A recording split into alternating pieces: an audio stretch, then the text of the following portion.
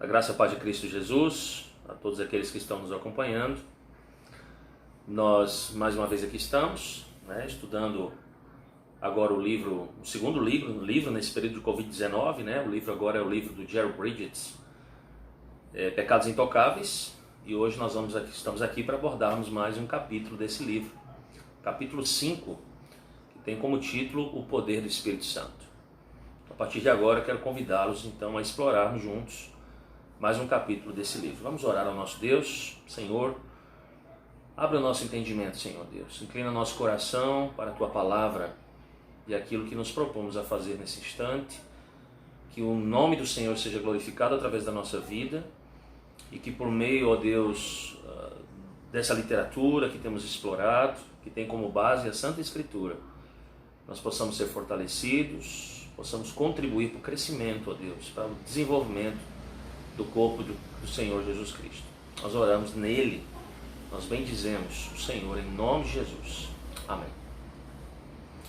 Meus irmãos, o hino de Augustus Toplady fala, dentre outras coisas, sobre cura dupla, ou seja, sobre libertação da culpa e do poder do pecado. No último vídeo que foi gravado pelo presbítero Elano, falando ali no capítulo 4, ele trouxe um relato, trabalhando a perspectiva de que por meio da morte de Jesus Cristo, Deus nos purifica, de verdade da culpa do pecado. Ele não perdoa porque deseja ser bom, ou bonzinho para conosco, mas ele perdoa porque sua justiça foi cumprida. O perdão absoluto do nosso pecado, dos nossos pecados, ele é tão incontestável quanto a realidade histórica da morte do Senhor Jesus Cristo.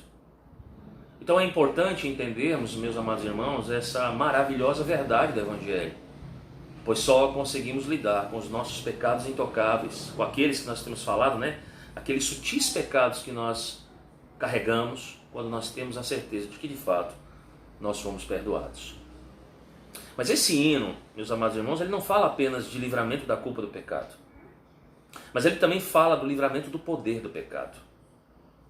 Perceba que quando nós trabalhamos, nós labutamos contra alguma manifestação do pecado, muitas vezes, alguns cristãos, em sua maioria talvez, duvidam se o Evangelho realmente ele tem esse poder confrontador, do pecado em nossas vidas.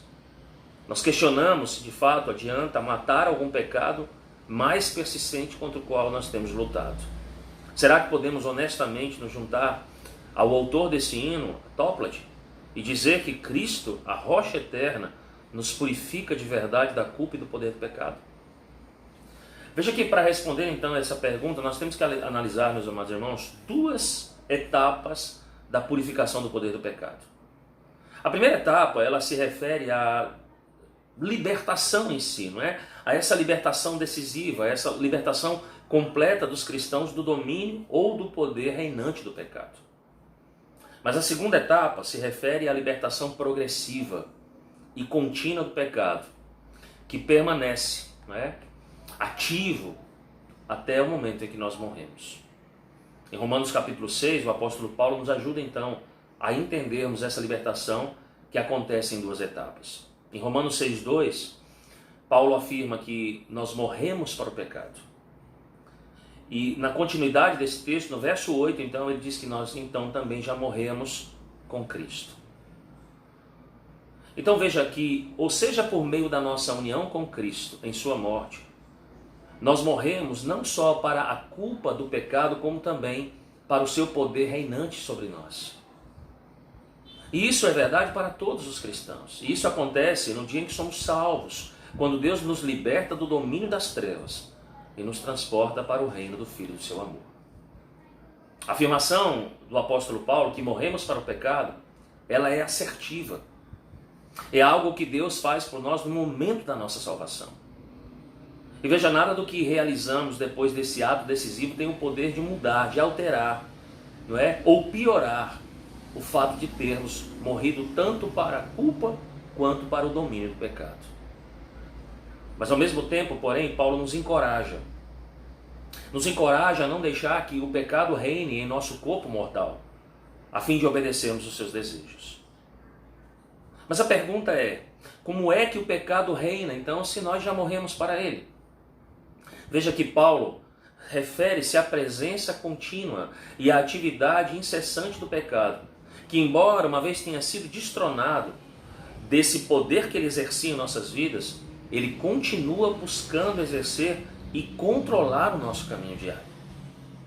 De certo modo, o pecado é uma guerrilha espiritual em nossos corações.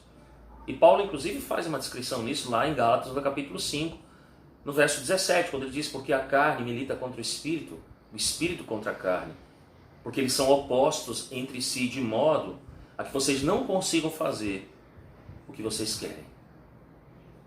Meus irmãos, a luta entre os desejos da carne e os desejos do espírito é diária.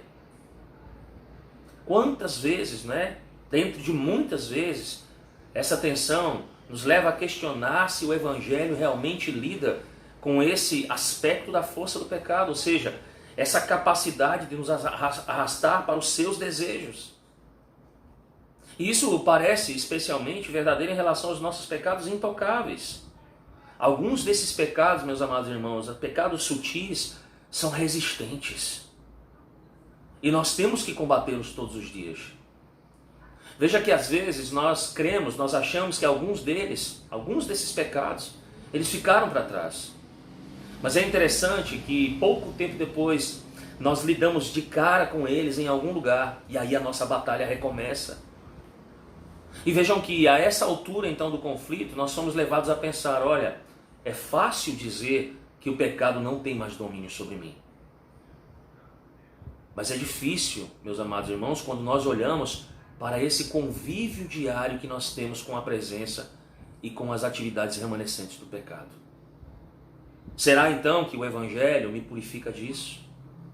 Eu posso ter plena convicção e esperança de sair vitorioso nessa batalha mortal contra os pecados sutis, aqueles pecados intocáveis na minha vida? E mais uma vez, Jerry, nesse livro, ele aborda, ou ele adota, a perspectiva do apóstolo Paulo. A resposta de Paulo a esse questionamento aflitivo em nossa vida encontra-se em Gálatas capítulo 5, 16. Paulo diz: mas eu afirmo, andai no Espírito, ou pelo Espírito. E aí ele vai dizer: e vocês nunca satisfarão os desejos da carne. Andar pelo Espírito é viver debaixo do controle, na dependência dele. Paulo garante então que se nós vivermos assim, não satisfaremos os desejos da carne. Nós vamos falar de modo prático, irmãos. Nós sabemos, nós vivemos sob o controle do Espírito à medida que nós nos sujeitamos diariamente a esse Espírito. Como? Os nossos pensamentos são inclinados à vontade moral do Espírito revelado na Palavra de Deus. E aí nós procuramos obedecer à Palavra de Deus por meio do Espírito Santo. Nós vivemos debaixo do controle do Espírito, meus amados irmãos, na dependência do Espírito, quando nós imploramos por meio da oração incessante que Ele nos dê poder, que Ele nos capacite a sermos obedientes à sua vontade. Lembre-se, a vida cristã ela tem um princípio fundamental, que nesse livro ela está debaixo de uma designação, não é? De uma nomenclatura. E qual é? Responsabilidade dependente. Ou seja, nós somos responsáveis diante de Deus por obedecermos à sua palavra, por mortificar os pecados em nossa vida, tanto aqueles pecados aceitáveis, quanto, obviamente, aqueles pecados não aceitáveis. Mas, ao mesmo tempo, nós não temos a capacidade, meus amados irmãos, em nós mesmos de cumprirmos essa tarefa. Na verdade, nós somos totalmente dependentes do poder capacitador do Espírito Santo de Deus. E, nesse sentido, nós somos tanto responsáveis quanto completamente dependentes. Veja, à medida que nós buscamos, não é, e nós estamos lá lutando para andarmos pelo Espírito, o que a gente vai perceber? Nós vamos perceber a ação do Espírito Santo em nós, trabalhando por meio de nós, para nos purificar da força do pecado que ainda está atuando na nossa vida. Nós estamos cansados de saber, irmãos, que nós nunca seremos perfeitos nesse mundo. Mas o cristão, ele precisa estar progredindo constantemente. Ele precisa estar galgando um degrau e outro, não é? Progredindo aos poucos. Mas ele precisa progredir. E veja que nessa progressão diária, algumas vezes, não é? Nós vamos talvez, inclusive, pensar que não existe progresso algum. Mas veja, irmão, se nós queremos lidar com os pecados sutis, não é? Na nossa vida, nós temos que ter uma certeza. Que se nós somos cristãos verdadeiros, se nós somos filhos de Deus, nós podemos estar certos de que o Espírito Santo trabalhará em nós, por nós, e Ele será o nosso ajudador. A sua promessa é que aquele que começou a boa obra em nós, irá aperfeiçoá-la até o dia de Cristo Jesus. Então o Espírito Santo não abandonará a obra que Ele começou em nós. Quando nós lemos cuidadosamente as cartas do Novo Testamento, e nós observamos os seus autores, especialmente Paulo, né? Às vezes eles atribuem essa obra em nós a Deus Pai, outras vezes a Deus Filho, e algumas vezes ao Espírito. Então a verdade é que toda a Trindade está envolvida nessa transformação espiritual da nossa vida. Mas o Pai e o Filho, eles trabalham por meio do Espírito Santo que habita em cada um de nós, em mim e em vocês. Por exemplo, o apóstolo Paulo ora ao Pai para que sejamos fortalecidos interiormente com o poder pelo seu Espírito Santo. Como certa vez alguém disse com muita propriedade, o Espírito entrega o que Cristo concede.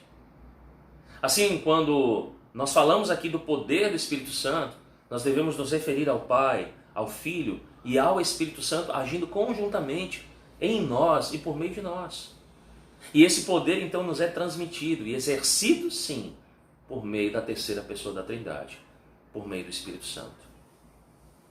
E aí é interessante, meus amados, como o Espírito Santo age em nós e por nós. Muitas vezes de uma maneira misteriosa, porque nós não conseguimos muitas vezes entender e nem muito menos explicar. Simplesmente nós temos que aceitar, né, aquilo que a própria palavra de Deus nos diz, uma vez que ela é inerrante, não é que ela é perfeita, de que Ele, em primeiro lugar, habita em nós, e de que Ele está trabalhando para nos deixar cada vez mais conformados, parecidos àquele que é o nosso bendito Redentor e Salvador, o Senhor Jesus Cristo. E veja então que nós não podemos duvidar dessa grande verdade a respeito do Espírito Santo. Nós precisamos crer que nós não estamos sozinhos na batalha contra o pecado, principalmente contra aqueles pecados sutis. O Espírito tem trabalhado em nós e nós temos progredido à medida que nós temos caminhado, andado pelo mesmo Espírito. Então como é que o Espírito faz, irmãos? Uma das coisas que ele faz é nos convencer. Ele nos convence, em primeiro lugar, que ele está trabalhando em nós. E como é que ele faz isso, irmãos? Ele nos faz enxergar o nosso pecado. Ele nos faz enxergar o nosso pecado, compreender as nossas faltas. Ele nos faz ver, por exemplo, o nosso orgulho, o nosso egoísmo, nós tomarmos o conhecimento da nossa impaciência, das nossas atitudes críticas em relação a Deus e em relação aos demais. Ele nos faz enxergar exatamente como são os nossos pecados. E ele trabalha por meio da Escritura. É por meio da Escritura que ele nos repreende, é por meio da Escritura que ele nos corrige, mas ele também trabalha por meio da nossa consciência. À medida que ele vai, não é? Ela vai sendo esclarecida e ela vai sendo sensibilizada pelos ensinos da Palavra de Deus, quer seja por meio da proclamação do Evangelho, por meio da pregação, quer seja por meio do ensino bíblico, meus amados irmãos.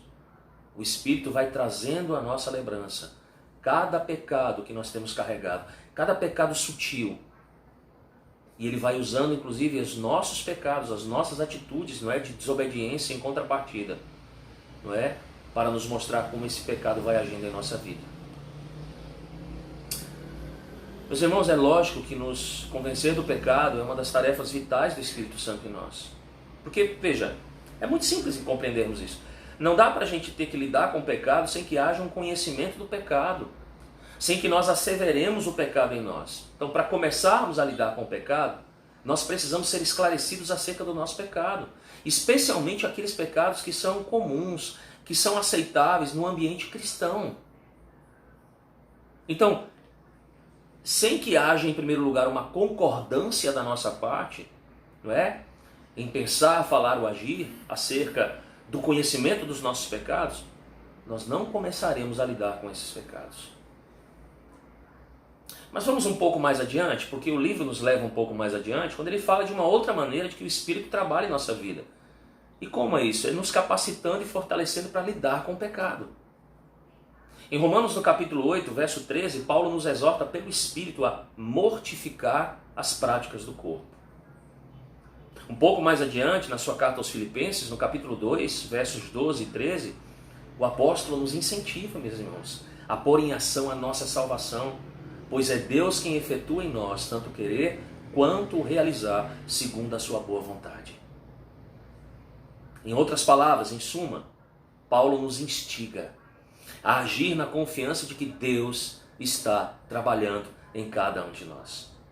E veja que, embora o apóstolo Paulo se refira a Deus, e provavelmente aqui a Deus Pai como aquele que trabalha, nós já vimos que Deus Pai usa o Espírito Santo como agente transformador em nossas vidas.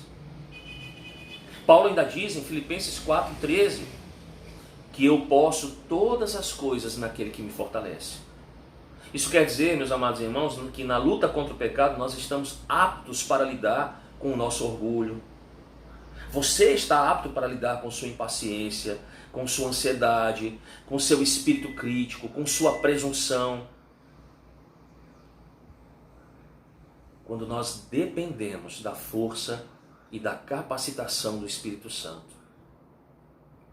Assim, nós somos aqui instigados, nós somos alencados, poderíamos dizer assim, não é? Estimulados a jamais desistir. Meus irmãos, não importa se o progresso é pouco, não importa se em alguns momentos o progresso é nenhum. A grande verdade para nós é que o Espírito de Deus ele continua trabalhando em cada um de nós. E às vezes até parece que ele refreou seu poder, mas talvez isso inclusive seja. Nós estamos falando sobre coisas também, a própria ação do Espírito em muitos aspectos é misterioso. Então, talvez isso seja até para nos mostrar o quanto nós dependemos dele. Mas veja, além do Espírito Santo nos fortalecer e nos capacitar para essa tarefa, a sua obra em nós também é uma obra monergística. Isso quer dizer que ele trabalha sozinho, ou seja, sem a nossa participação consciente. Na oração proferida ali em Hebreus capítulo 13, versos 20 e 21, o autor ali afirma que Deus está realizando em nós o que perante ele é agradável. E percebam que essa verdade, então, deveria nos encorajar extremamente. Ou seja, mesmo nos nossos piores dias, quando nós não conseguimos perceber nenhum avanço na batalha contra o pecado, nós podemos ter certeza de que o Espírito Santo de Deus continua trabalhando em cada um de nós. Continua trabalhando em você, meu irmão e minha irmã. Perceba que é bem provável que apesar de sofrermos com o nosso pecado, ele use o nosso pecado para nos ensinar a sermos humildes, a clamarmos a Deus em dependência cada vez maior. Mas uma outra maneira do Espírito Santo nos transformar também é fazendo-nos viver situações planejadas para o nosso crescimento espiritual. Percebam que assim como a nossa musculatura física, não é? Ela se fortalece com base em exercícios. Meus irmãos, a nossa vida espiritual não é diferente. Ela não crescerá sem circunstâncias que nos desafiem. Então perceba, se você tem uma tendência de ataques de ira, algumas situações que vão ser algumas situações elas vão desencadear a nossa ira. E aí nós somos inclinados a julgar as pessoas. E é provável que não nos falte ocasião para isso. Se ficamos ansiosos com facilidade, perceba, nós teremos inúmeras oportunidades para lidarmos com esse pecado. Veja, é bom lembrar que Deus não nos tenta ao pecado, mas Deus proporciona. Deus nos permite circunstâncias que nos dão a chave de matar aqueles pecados sutis, característicos na individualidade de cada um. Então, naturalmente, nós só podemos lidar com os pecados sutis quando eles brotam numa determinada situação. Mas, logicamente, meus amados irmãos, que tudo que foi dito aqui até agora pressupõe que Deus tem um absoluto controle sobre todas as coisas. Deus é aquele que controla todas as nossas circunstâncias. E veja que há inúmeros versículos na Escritura, não é, que afirmam isso. Mas deixa eu citar Lamentações capítulo 3, não é? Versos 37 e 38, mostra essa verdade de uma maneira muito explícita, muito clara. Ele diz: quem poderia mandar e fazer acontecer as coisas sem que o Senhor o tenha ordenado? E aí ele diz: não é o Altíssimo que envia tanto mal quanto bem? Meus irmãos, nós podemos tirar muitas lições desse versículo. Mas a verdade que nós precisamos enfatizar é que Deus está no controle de cada situação, de cada acontecimento da nossa vida, e os usa de modo muitas vezes inexplicável para nos deixar mais e mais parecidos com Cristo. Deixa eu voltar um pouquinho, falar mais uma vez sobre o apóstolo Paulo, Romanos capítulo 8, 28, que é um versículo em que muitos de nós, não é, buscam encorajamento nas horas difíceis. E ele diz assim: sabemos que Deus faz com que todas as coisas concorram para o bem daqueles que o amam, dos que são chamados segundo o seu propósito. Mas irmãos, apesar desse versículo ser de grande encorajamento, e ele o é, Paulo na verdade está falando da nossa transformação espiritual. O bem do versículo 8, ele é explicado no verso 29, como sendo a conformidade à imagem do Filho de Deus. Isso quer dizer que o Espírito Santo trabalha em nós por meio das circunstâncias, a fim de nos deixar cada dia mais, em cada momento mais nessas circunstâncias, à medida que a vida cristã vai evoluindo, mais parecidos com Cristo. Então, em suma, o Espírito Santo trabalha em nós para nos convencer, para nos fazer cientes dos pecados sutis. Ele trabalha em nós para nos capacitar a matar esses pecados. E depois ele trabalha de modo que nem notamos. Dessa maneira ele usa as circunstâncias para nos exercitar no combate aos nossos pecados. Mas irmãos, eu e você temos um papel muito importante nisso tudo. É nossa responsabilidade mortificarmos os pecados aceitáveis em nossas vidas. Veja, nós não podemos simplesmente jogar as responsabilidades sobre Deus. Deus é soberano, Deus controla todas as coisas. Não é? E aí permanecermos de braços cruzados e sentados, observando apenas Deus trabalhar, ou tendo a plena convicção de que o Espírito está trabalhando. Não, meus amados irmãos. Como já foi dito aqui, o Espírito trabalha e nós somos dependentes desse Espírito. Mas jamais conseguiremos progredir 1 milímetro espiritualmente sem o poder capacitador de Deus. E nós precisamos buscar isso, irmãos. O Espírito Santo, ele faz mais do que nos ajudar. Ele é aquele que nos lidera a uma transformação interna, do homem interno, a uma transformação espiritual. E é lógico que ele usa ferramentas. Não é? Ele usa a sua palavra, ele usa a oração, não é? Para que nós possamos lidar com esses pecados sutis. Ele usa as circunstâncias, como nós vimos. Veja, ele não nos abandona, ele não nos abandona e nem nos deixa descobrir sozinhos os nossos pecados ou lidar com eles na base da nossa própria força. Porque senão, meus amados irmãos, nós sucumbiríamos. As palavras de Augusto Toplady são verdadeiras. Deus nos liberta da culpa e do poder do pecado por meio da morte expiatória do Senhor Jesus Cristo, naquela obra misteriosa, real, do Espírito Santo em nós. Um pouco mais adiante, nós estaremos lidando com esses pecados mais específicos, com esses pecados mais aceitáveis. E nós precisamos estar preparados para lidarmos com esses pecados. Mas eu quero lembrá-los mais uma vez de que Cristo já sofreu o castigo pelos nossos pecados e conquistou por nós o perdão de todos esses pecados. Além disso, devo lembrá-los mais uma vez de que Ele enviou o seu Espírito para habitar em cada um de nós, para nos dar força a lidarmos com esses pecados. Então eu quero incentivá-lo nessa tarde, com uma conclusão desse livro, a que você faça um esforço para reconhecer os seus pecados sutis, aqueles mais ocultos na sua vida. Meus irmãos, quero lembrá-los daquilo que eu disse lá quando falei no capítulo 3. O pecado é enganoso. Ele nos ilude. O pecado nos faz viver num completo estado de negação sobre o pecado em particular, ou uma tentativa de minimizar a nossa serenidade, não é? E inclusive a nossa seriedade acerca do pecado. Mas somente o Espírito do Senhor, ele consegue, com absoluto sucesso, expor um pecado, não é? Pelo que ele verdadeiramente é. Calce as sandálias da humildade. Lide com o seu orgulho. Lute contra as suas tentações. Você não está sozinho. Deus o está ajudando em todo esse processo. Que o Senhor possa abençoá-lo ricamente. Você possa correr desesperadamente para o Senhor, para encontrar nele forças para lidar com seus pecados mais ocultos.